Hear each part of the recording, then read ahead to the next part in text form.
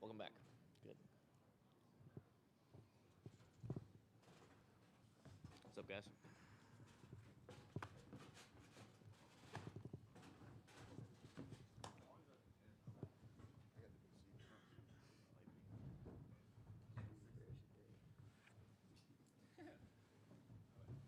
All right, good afternoon. Welcome back to the interview room here at Little Caesars Arena as we preview the 2024 NCAA Midwest Regional Final here in Detroit. We're pleased to be joined by the second-seeded Tennessee Volunteers, who will face top-seeded Purdue on Sunday at 2:20 p.m. on CBS. Please remember to silence your cell phones as a courtesy to the team members and other media in the room. Please raise your hand for a microphone to be brought to you, and when you do ask a question, please introduce yourself and your media affiliation. Please note that the recording of press conferences on cameras or on cell phones is prohibited throughout the rest of the Midwest Regional. From your left to your right, we are joined by head coach Rick Barnes, Jordan Gainey, Dalton Connect, Jemai Mashak, and Josiah Jordan James. Tennessee student-athletes will be available until 3:10 p.m., and then we'll continue with Coach Barnes for an additional 20 minutes. In the meantime, the student-athletes will make their way to the breakout rooms off to your immediate right when you depart the interview room here. Coach, if you wouldn't mind starting us out with an opening statement, we'll then open it up for questions. Obviously, we're excited to be here and going up against a team that we played earlier in the year over in Honolulu. And so they're familiar with us. We're familiar with them. Going back looking at that tape last night, both teams have improved a lot since then. And it was a really hard-fought game over there. A lot of fouls called in the game. I don't think there'll be that many called here. But, again, I'm really excited for these guys to have a chance to go back and play Purdue again. Thanks, Coach. Let's go to questions for the student athletes or Coach Barnes. We'll start with on the right side here in the fourth row.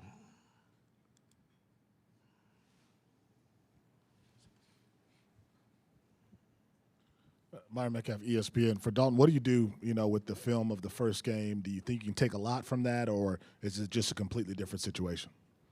Yeah, I definitely will watch that film with Coach Barnes and stuff and watching how they got into the gaps, because I remember they turned me over quite a bit in the second half by getting into those gaps. So I just got to be ready for that and kick it out to my teammates earlier. First row here on the left. Vedant Gupta, Global Media. Coach Barnes, I heard in the background you telling a lot of stories about your relationships with different coaches. Coach Campy was here, obviously supporting you. Now you're in the Elite Eight. Talk about the love and support you're getting from the people that you know, the coaches across the country at this stage.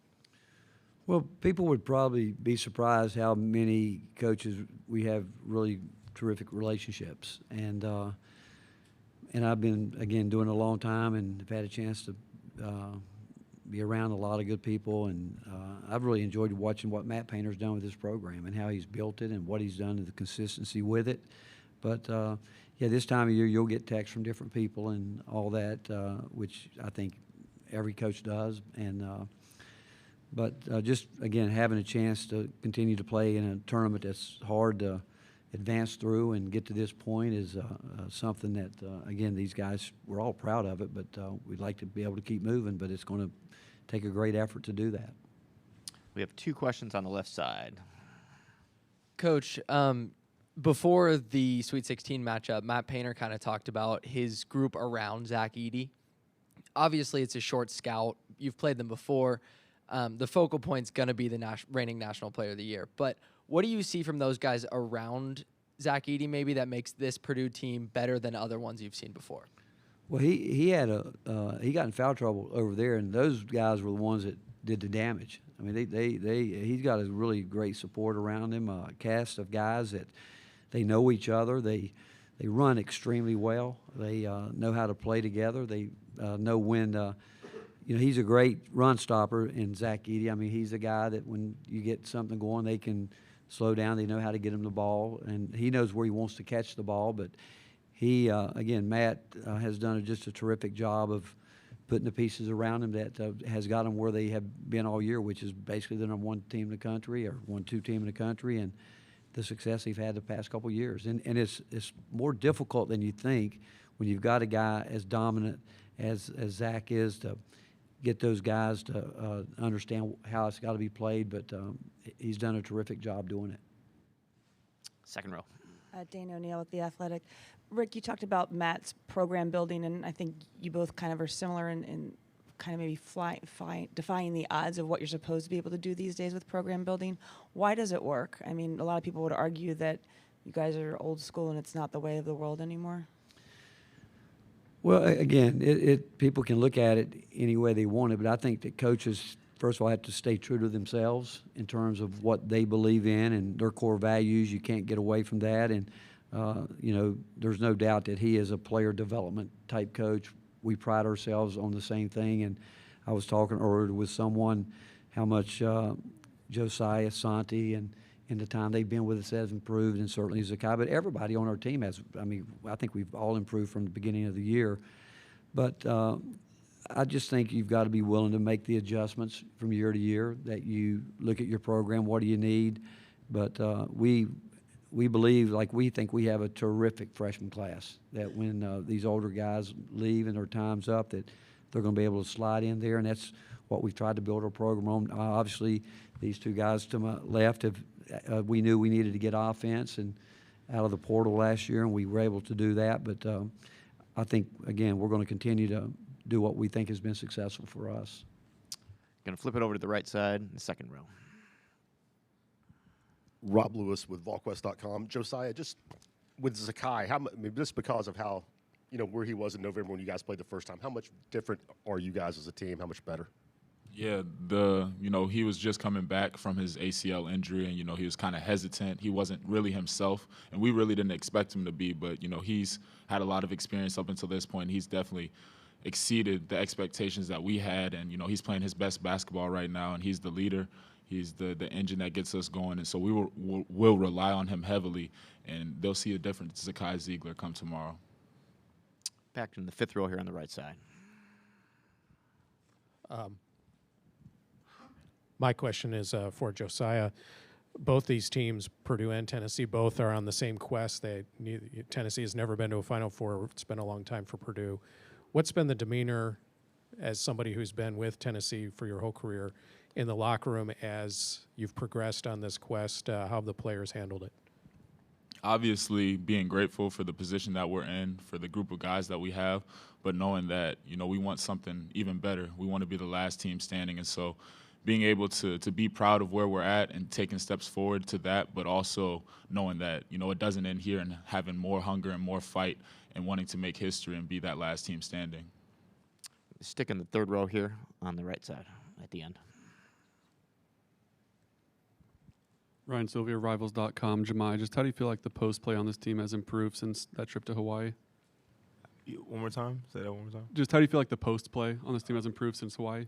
I definitely feel like it's improved a lot. I think it's given Tobe and Jonas, our SEC players, given them a lot of experience to guard a lot of really good post players. And I think that was something that we didn't have when we played them the first time.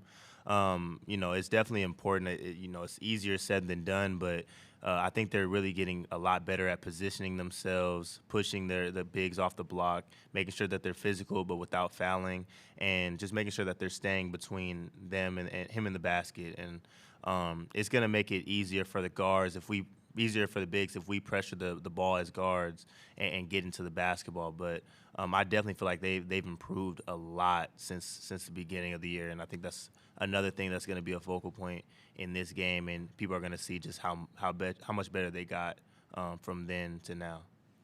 We've got two questions in the fourth row on the left. Coach, Akeem Glaspie, Indy Star. For a player of Zach Edey's size to log the minutes that he does, just what does it say about just the level of conditioning, kind of the preparation that he put in for this season? Well, I think when you look at Zach Edey, I mean, from a coaching standpoint, and I think players too, you always appreciate the fact that someone gets better the way he has. I mean, he's gotten better and better every year. He runs. We'd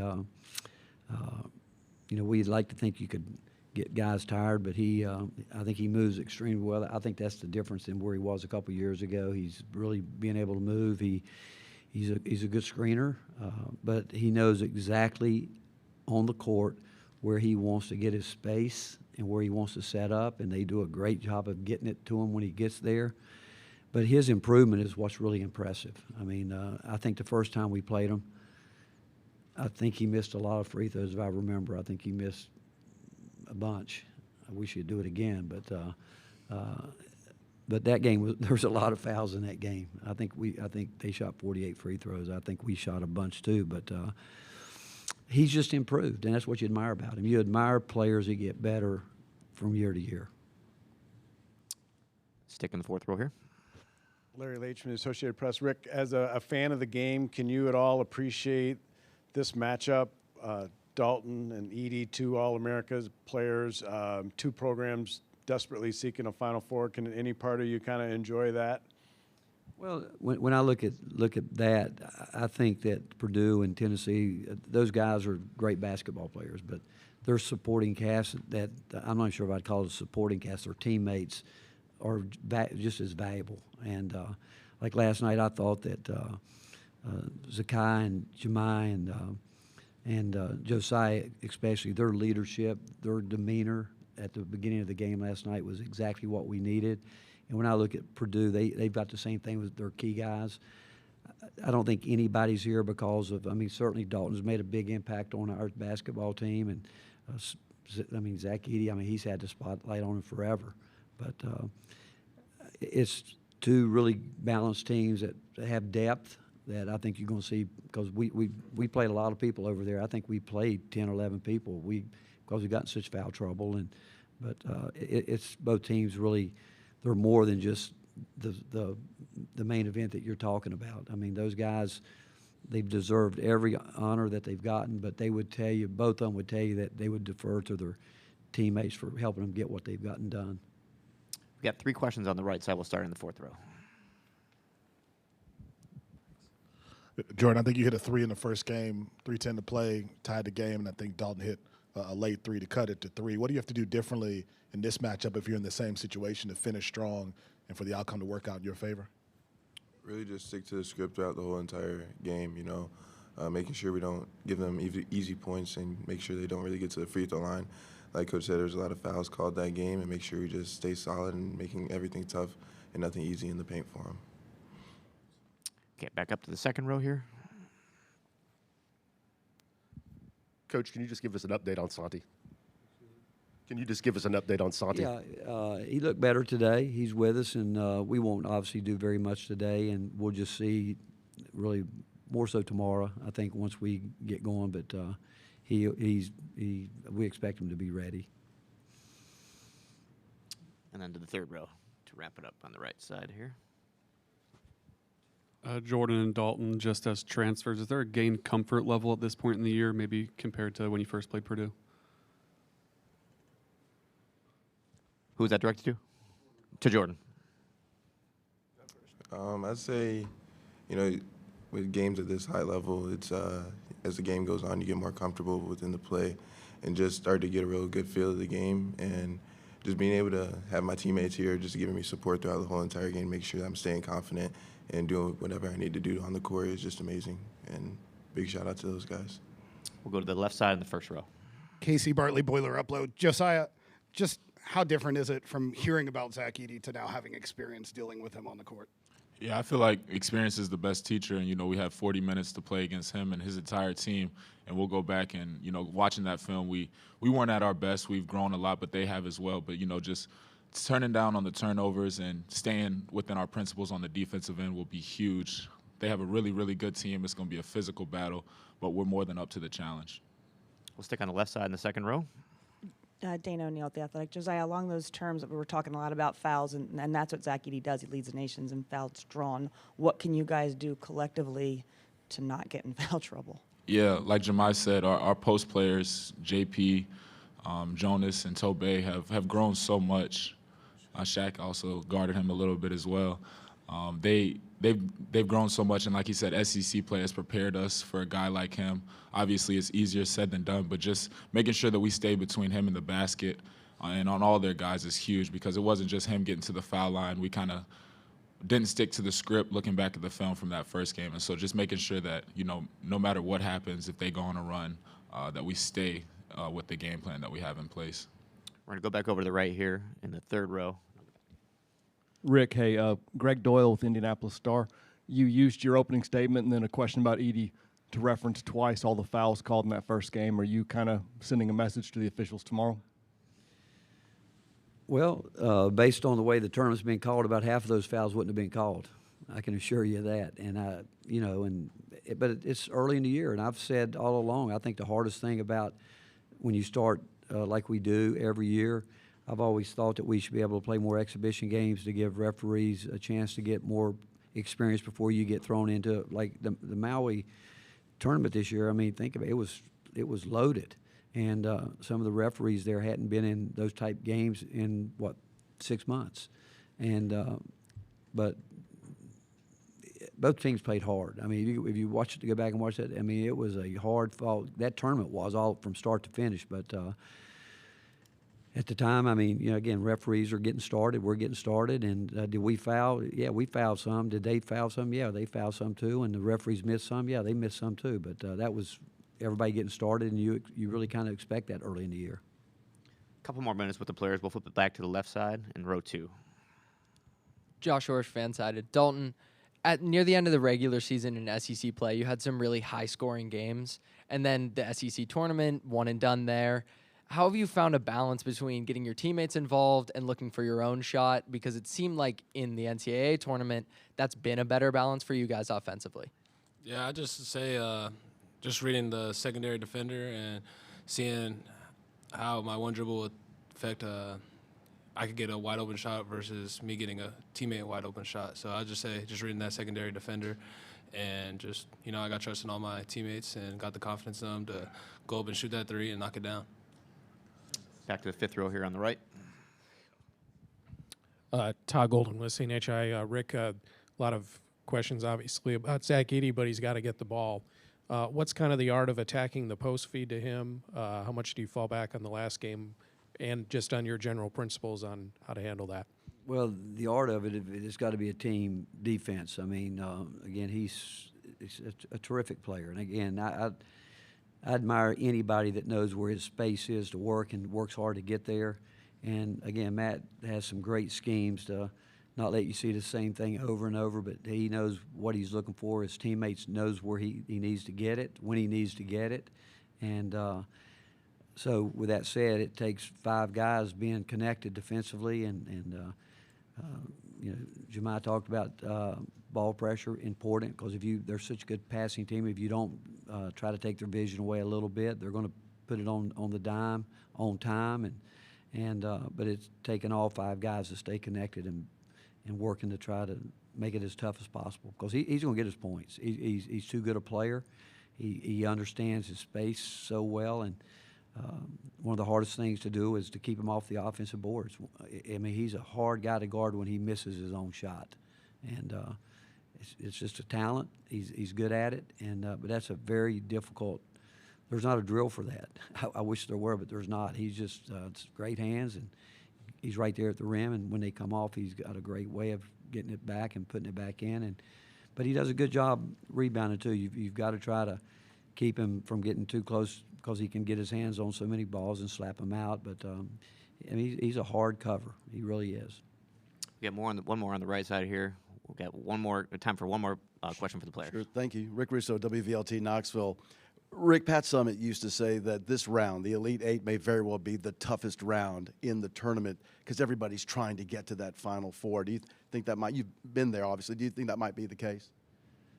I think they're all tough. I mean, first of all, getting into tournaments tough. I mean, it's a grind to get there every year, but getting started because of the pressure of being in it, and your people around you feel it, especially for guys that haven't been there. But yet we've seen the magical runs by teams, the upsets and all that now, with every seed winning a game at some point, and then the next one, so they're all difficult. But the one thing is, you continue to move. You're playing against a team that's playing well, or they wouldn't be where they are. And so that's, again, you'd like to think that most teams right now are playing at an extremely high level, and hope that we can continue to do that. Okay, we're all set with the student athletes, guys. Thanks for your time. You can go out to the breakout rooms. Those are to your immediate right when you exit the back of the media room here. We'll continue here in just a second with Coach Barnes. Thanks, guys. Appreciate it.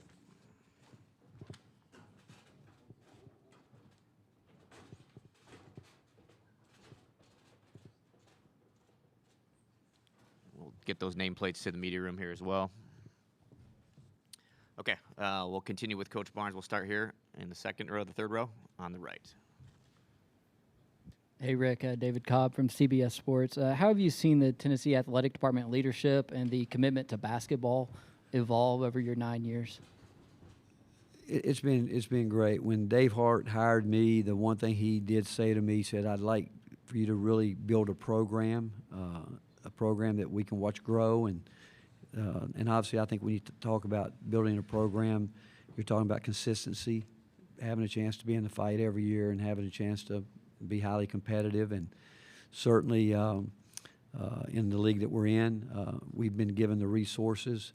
But from the time that Dave left, we've had different leadership, not just in the athletic department, but at the top of the university. And I don't think there's a university in the country right now that has the leadership that we have, with Randy Boyd as our president of the UT system. And what Don D. Plowman has done on campus is phenomenal. And then Danny White coming in, I mean, I don't know how he's done it, but he has just totally transformed so much around our athletic program and our facilities. And so they deserve a lot of credit for setting the tone of where they want the University of Tennessee to be. Coach, let's go to left side here in the second row. Wes Rucker, 24/7 Sports. Rick, when you know Santi for a while, obviously, and what have the past few days in your interactions with him, how tough has it been on him, especially given everything that happened in the fall? Well, he was sick. I mean, you just had to look at him. I mean, you know, we obviously tried to quarantine him as quick as we could to keep him away from the team. But when we were around him and he was seeing everything we were doing by Zoom in his room, knowing if there's any way possible, because, you know, Santi, as you guys know, has a great basketball IQ, and he knows what we're doing as well as I know what we're trying to get done. But he couldn't. He thought he did break the fever, and we thought he was going to be okay. Then the fever came back, but you could tell by just when we were around him, he was looked like he had no energy. But and we hate it for him because he's been such a huge part of the program, and obviously he is. And I just hope today he feels like he's got some energy back. We're going to go to the front row here near the end. Rick, what does it say about the state of college basketball that Zach and Dalton have both risen to the top under such unique and unheralded starts? I think, again, I don't know Zach Edey that well, but just watching him and listening to him and knowing what I know about Matt, and I know Dalton, obviously, now after being with him for a year, humility, have great humility, and the fact that, again, when Dalton came on his visit, he didn't ask about a big NIL. He didn't talk about that. He didn't talk about starting. He just said, I just want to be part of a program where players get better. I want to be around good players that want to win. Would love to be able to help be part of an NCAA team and make a run in March. And I want to be coached hard. And I would, just watching Zach Edey and how he's improved and knowing what I know about Matt, again, I think the word I would use with both of them is humility. Thanks, Coach. Fifth row on the left, Tony. Yeah, Rick, Tony Paul, Detroit News. I'm just curious, how much are you kind of allowing yourself to enjoy this in the moment, maybe more so than you did 20 years ago, knowing now how difficult it is to get here? Well, yeah, I mean, you're right. I mean, years ago, I know I didn't enjoy it as much because wanting to keep going further and further, and with that, maybe in some ways put more pressure on guys than maybe they should have. But I do know this: it's a player's game, and I know that when we're at this point, we have done a lot. Like today, there's not a lot to be done right now other than hope we can get great rest. But I've never been able to really enjoy it a lot until it's over with because, I mean, I got back last night. I went to bed at 3, woke up at 5, and just thinking, my mind not so. And I think that's probably true of most coaches, you know, when you're this time of year. And then my first thought was when I saw those guys, I asked them how much sleep they got, because it was, like I said last night, I thought we were playing Friday, Sunday, but we're playing Saturday, Sunday, really. But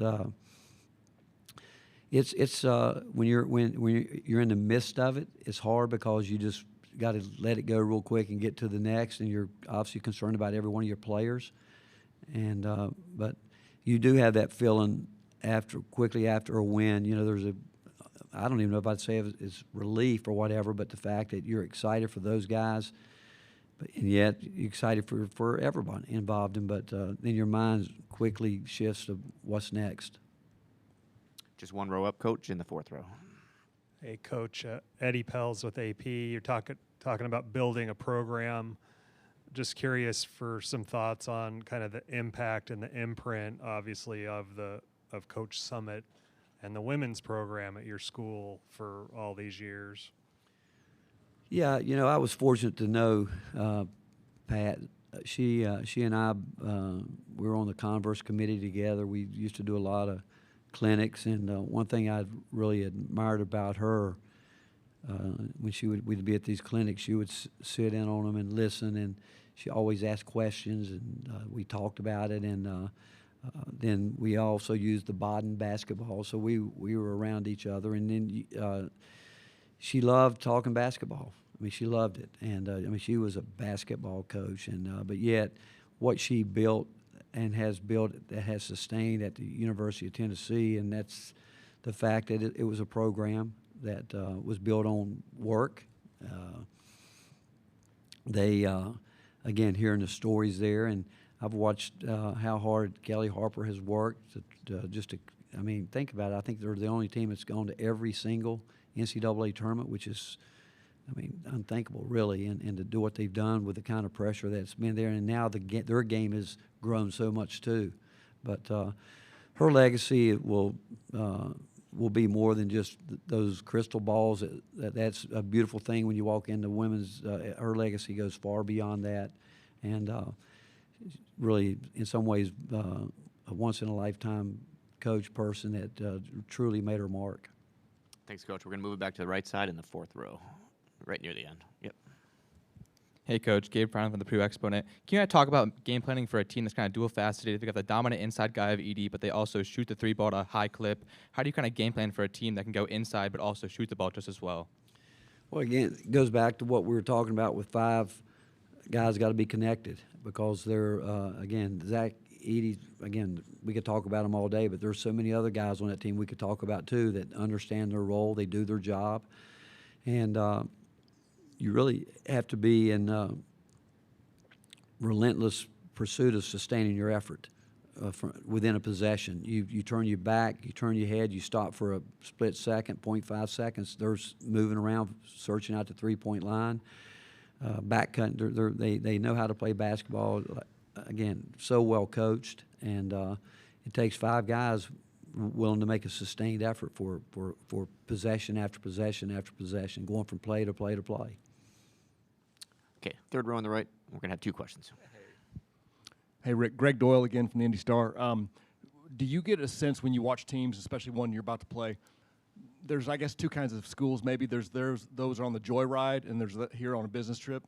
Can you see which one of those two Purdue has looked like?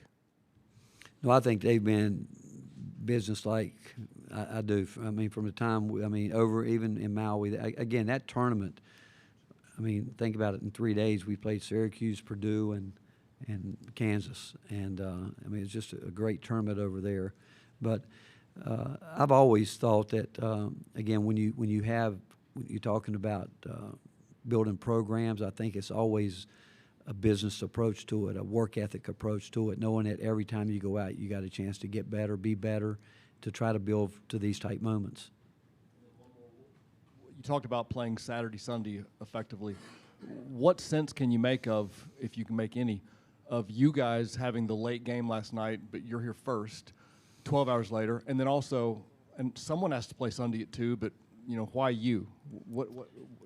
Please tee off on somebody for me.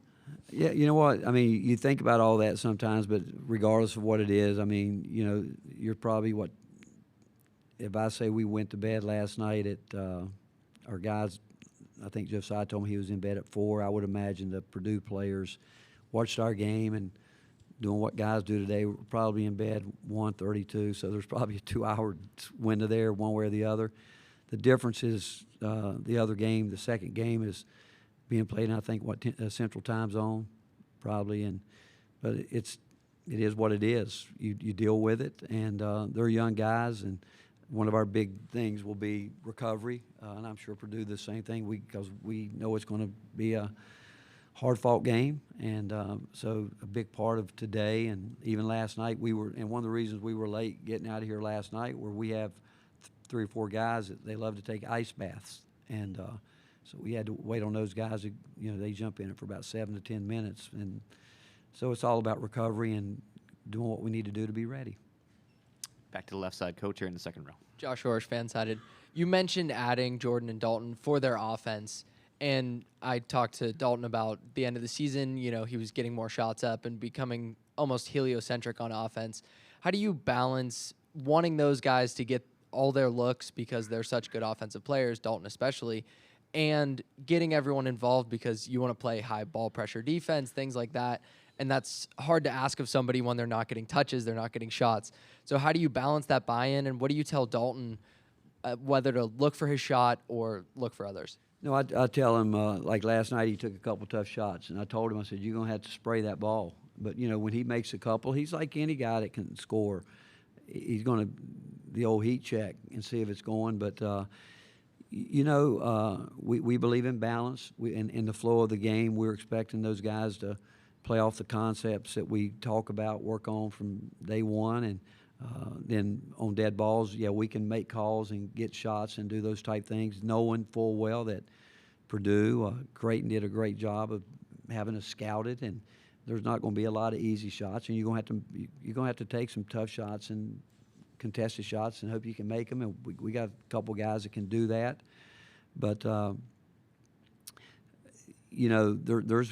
Dalton and I have had that discussion, when he needs to facilitate, and he's really adjusted well to it. He does. He's not a selfish player at all, but sometimes too, that you got to get a guy like that going. So last night early, we started a game running a set for him to try to get it going, and tomorrow night we might go a different way, and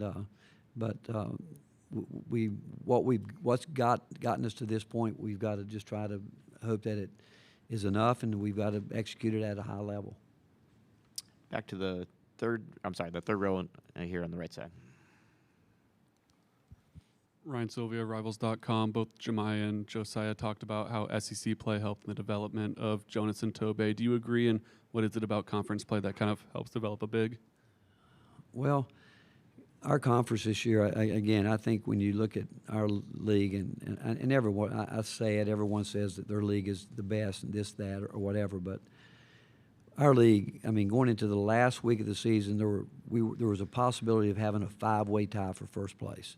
And coming down the stretch, we had to play Texas A&M, Alabama, Auburn, South Carolina, all those back-to-back. And we know each other so well. And it's so hard to get clean looks. It's just hard because you in the conference, that's what makes it so difficult. Coaches know each other, but we just know each other, and it's hard. And so that, along with, again, our non-league schedule, we felt like we had put together a great schedule at the beginning of the year. And at one time, I really kind of thought it hurt us because we weren't able to develop our young players because we were in so many 1-2 possession games that we weren't able to get those guys out there as much as we'd have liked to. But our league is, when I first got there, was a very athletic league, strong physical league. It has changed now where it's not only that, it's we've gotten so much more skill in our league. And great coaches. Again, I think there's always been terrific coaches in the SEC and college basketball in general, but it's just, and I really think more of a commitment from universities that maybe hadn't done it in the past, where every time you go out on the court, you're going to be challenged, and there's some great deal of physicality in our league. Second row on the left here, Coach. Wes Rucker with 24/7 Sports. Rick, was there any indication that y'all had just from anything in practice or meetings or anything that Josiah would start shooting the ball like this again and get more aggressive and accurate going into this tournament? No, I think the one thing as coaches, we all wish we could coach making shots going in anyway. That's when you start doing that. But when you work, I mean, Josiah is one of those guys that, like Dalton, like Zakai, just hours on hours in the gym by himself. And when he, I thought his mindset was just terrific yesterday, and he. I mean, you've seen this, Wes. He's capable of doing it, and right now is when you'd like to see them all go in. But as long as he's taking good shots, and I will say this: when it leaves his hand, when he's set up the way we want him to get set up, we think it is going in. But I just hope he can continue to with his mindset that he's got right now, because he was just terrific on defense last night. Last question for Coach in the back left here. Tanner Johnson with the Daily Beacon. There's so much been made, rightfully so, about Zach Edey and what the interior guys have to do to limit him the best they can. But what about the perimeter players, what you have to do to contain Purdue's guards? They've got some dangerous guys that can drive and shoot as well.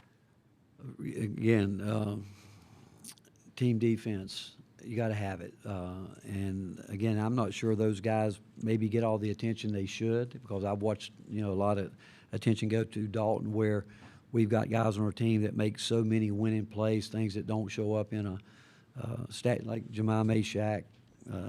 The stuff he does that doesn't show up on a scouting report is really amazing. Even Zakai, some things that he does, Josiah, Santi, those guys. And I look at Purdue players the same way. They've got guys out there that maybe aren't talked about as much as people might know, but when you watch them getting ready to play against them, you have the utmost respect for them, because of how hard they play and how hard they work at doing their job. Coach, thanks for your time. We'll see you tomorrow. Thank you, guys.